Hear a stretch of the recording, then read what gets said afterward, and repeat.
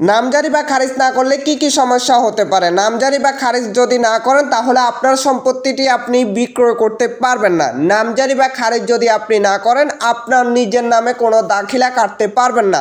দাখিলা কাটা ছাড়া আপনার সম্পত্তিটি আপনি কোথাও হস্তান্তর করতে পারবেন না। নামজারি বা খারিজ যদি আপনি না করেন আপনি কোথাও থেকে কোনো মর্গেজ বা কোনো ব্যাংক লোন নিতে পারবেন না। নামজারি বা খারিজ যদি আপনি না করেন তাহলে আপনার সম্পত্তিটা নিষ্কণ্ঠ সম্পত্তি হবে না। নামজারি বা খারিজ যদি আপনি না করেন তাহলে আপনার সম্পত্তিটি দ্বিতীয়বার বিক্রয়ের একটা সম্ভাবনা থেকেই যায়। তাই অনেকেই এই বিষয়গুলো না জানার কারণে নিজের জমি নিজে নামজারি না করার কারণে এই সমস্যাগুলোর মধ্যে পতিত হয়। তাই আপনার সম্পত্তিটি যখন নিষ্কণ্ঠ সম্পত্তি রাখতে চাইবেন তখনই আপনি নামজারি করে ফেলবেন।